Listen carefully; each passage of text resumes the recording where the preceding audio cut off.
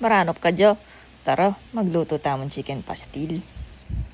Ginamit ko mga doon chicken breast kini. Kaya bukal kayan. Kaya binaning bawang, sibuyas, paminta, ampong asin. Banta yung kaya mo chicken tinentambing lasa. Gayatan mo yan. Hanggang kayang maging makanyaning itsura na.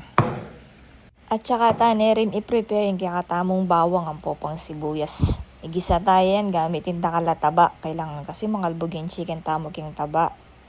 Inuna kaya mo yung sibuyas. Bilang mong segundo, isunod mo na mo rin kaya ang bawang.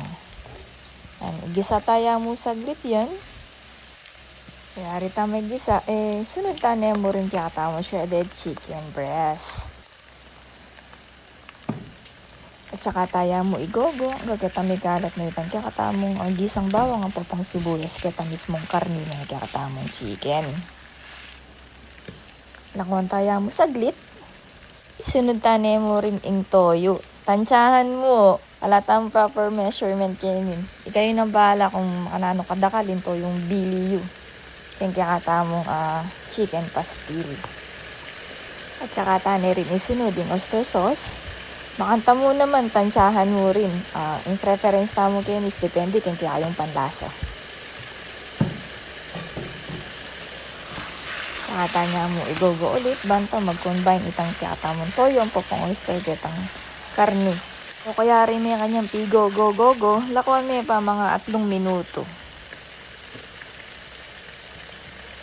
At saka tani kanya ni Bilin, kiyata ang paminta, karagdagan na panlasa. Seasoning, at saka kaya dinina ng kapit ng chicken cube. Banta mas malasay yata ang manok. Saka may gogo ulit. Diyos ko, kasakit pala mag-voice over, ne? May gisa ni ngulam, bago ya pa mayari, i-edit ko ngayon. By the way, manyaman naman na niya, pinilit niya talagang ma-edit yun eh. O tuloy tani, at saka mo na din ang naslam. May patambing gogogo, manaya kami itong minuto, bantaya masyadong sumlam, hindi katamang luluto. At saka mo na yung kanyan igogo. Nung nga papansinin nyo, medyo mag-crispy na yung katamong manok. Kaya dapat lagi mo na yung igogo, kasi mabilis na yung madulok, uning makababadya kayong taba. At yun itong purpose na nita, kung bakit dakal tamo tabang binili. Banta maging crispy yung kakatamong manok. Saka mo na din ang lara. Uning niya ako uning ala kong larang fresh. Yan, itang chili garlic na gawa ko yan ang binili ko.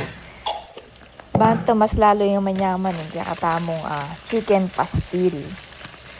Igogogotan niya mo saglit. At lakwan tayo mga 30 seconds na mo. Luto na yan, Jo. Pwede tanang mga mayari-yarin. Tara na!